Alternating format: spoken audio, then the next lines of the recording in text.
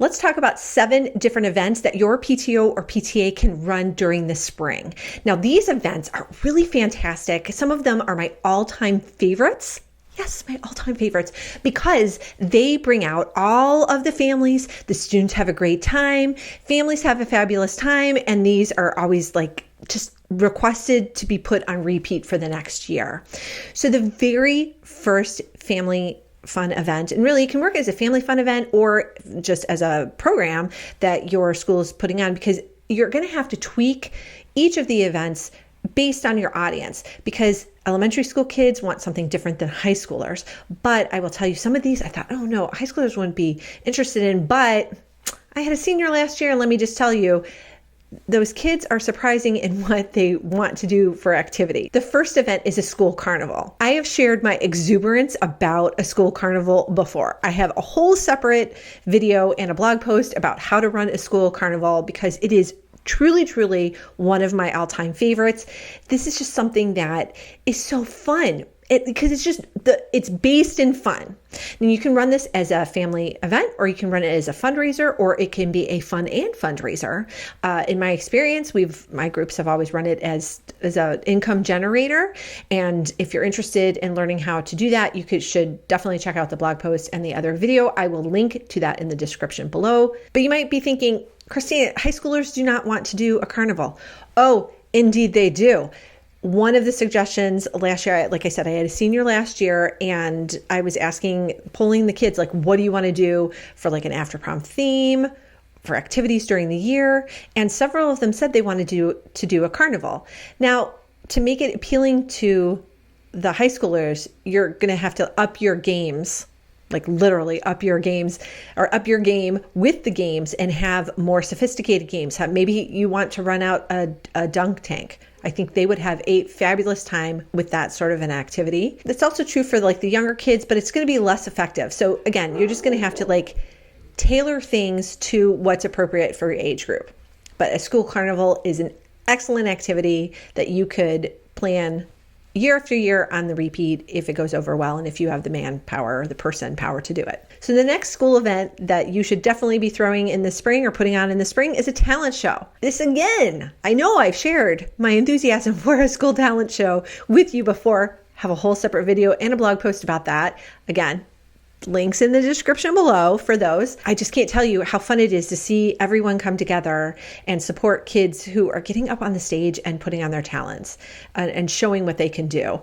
My son's high school recently had a student talent show, and actually some of the staff came on. I think one of the assistant principals actually rapped for them, like an original song that he had written. Lot of fun. It's just great to showcase the talents and skills that you don't get to see from the kids or the teachers or the staff like on the daily. Like, super fun. And kids of all ages can do things. So this is not something that's particularly good for any age set. I think it works.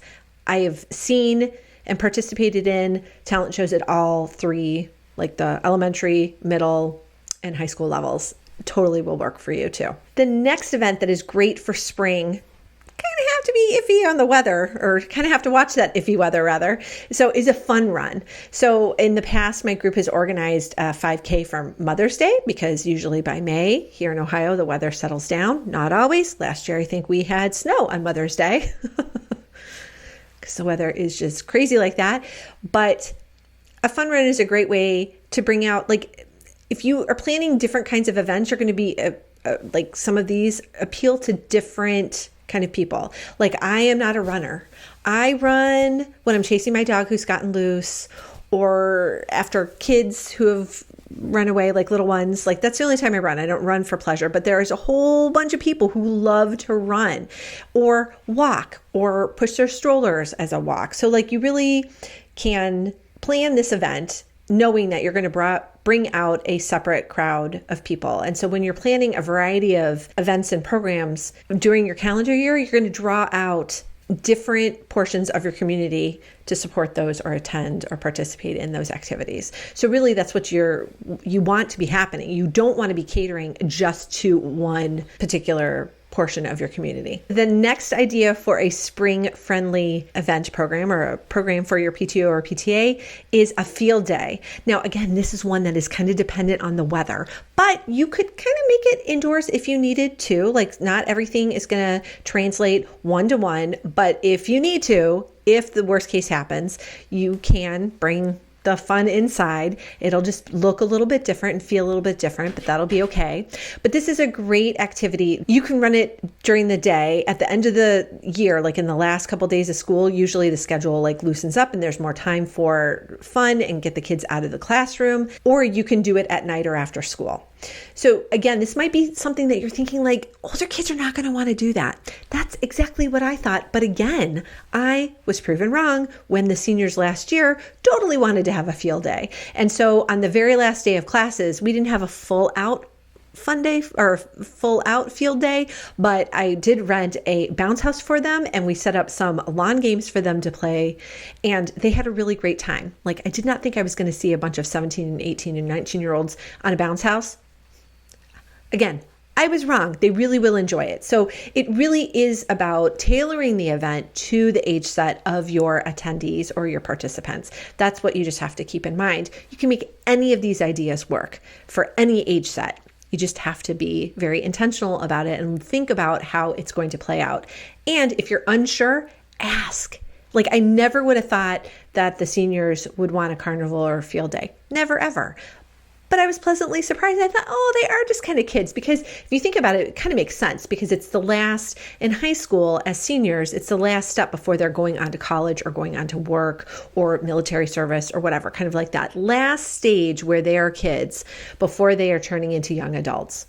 So really, you want to harness that and get them to come to the fun events that you're planning. The next idea for a spring event that is just perfect for iffy weather is a movie night, because you can either have a movie night outdoors or you can have it indoors if the weather is yucky. So the biggest issue about a movie night is that you do need to get a movie license to kind of be legal. And I shouldn't say quotes, but I have a whole nother blog post about how to run a movie night because it is a little more complicated. The movie studios or whoever handles the licensing makes it confusing. And so here, if you're watching and you're part of that industry, please make it easier for everyday people to understand, because it is very confusing. I thought when I was looking at it, I was just like, oh, yeah. And remember, I'm a recovering attorney, so I do have knowledge about that, but it was still a little confusing. It's like, God, this shouldn't be so hard. If it was easier to do, then more people would do it. So that's my word of advice for the movie permit people or movie license people. I digress. A movie night is really fun though, because again, you're catering to a different kind of crowd. If you can do it outside, that is really fun. Like one year, I think again, it was for a senior send-off during the pandemic when we couldn't gather inside. We showed a movie up on the big screen, like in the end zone, and the kids ate popcorn and candy on the field. And it was just really nice and relaxing. Like, they brought blankets. The weather was really nice for the end of May. And so it worked out beautifully. But again, if the weather's yucky, you can always transition to inside. So that's another great event that you can tweak as appropriate to be for your, like, whatever age set that your school has. And if you're unsure about the movie, again, put a poll. When you get feedback from people, you're going to learn a lot. And so I would encourage you to not assume that like, you definitely don't want to be picking a movie that everybody and their mother has seen many, many times, like Frozen or Encanto. Like, you want to pick a different kind of movie. I think for the senior night we played, I think it was Ferris Bueller's Night Off, right? Good for that teenage age set. A lot of them had not seen it, I'm guessing, just because it is an older movie. So anyway, ask, and you will hopefully be pleasantly surprised by the answers. All right, so the very last idea for a spring event that will draw people together is a game night. Now, this is one that you can totally easily scale depending on the age set of your attendees or the age set of your school, like whatever that covers. For elementary school, you can have families bring games and you can kind of set up like the cafeteria tables in the gym, or go to the cafeteria and use the tables that are already set up and have people just spread out, and maybe you provide snacks, maybe you don't. It kind of just depends on your budget. So in all of these, you can like really scale up or you can scale back depending on what your budget is going to afford for you. So, or what you can afford via your budget, what you have set aside to make the events happen. So for the game night, you can also get games donated if you don't have any. And then you can like build up your stock so that if you are doing game night every year or every other year, you can store those games and then haul them out for game night. You can have just families bring their favorite games to play. It's always nice to see that way you don't have to store them if families are just bringing their own things. And for the high schoolers, you can do the same thing. You can also do, I think it's called Jackbox games. I think it's not very expensive. You can buy access to an online game and then the kids join with their phones. It's actually pretty cool. We were going to do it last year for after prom if we had a lock-in, but we ended up not going with the lock-in option. We did casino night instead. That is a story for another day, though. So I hope that this has given you some ideas about different activities that you can do during the springtime. Some events just lend themselves better to certain parts of the year just because of the amount of planning it takes, or the weather, or just everything else that's going on. Like a carnival takes a lot of work and planning to pull off successfully. So like I would never try that in the fall, maybe around Halloween, but even then it's a lot. I would much rather see it in the spring. I guess that's what I'm used to. So that could be my own bias, but really think about how much time and effort it's going to take to get everything in place. And that's going to help you determine whether you run it in the fall or the spring. But I hope you have enjoyed these ideas for fabulous spring events that your PTO and PTA families will absolutely love. And I hope that you will join me for the next video. Want even more guidance on how to be a stronger leader so you can run a better PTO or PTA? All of these resources and more are waiting for you at PTOanswers.com.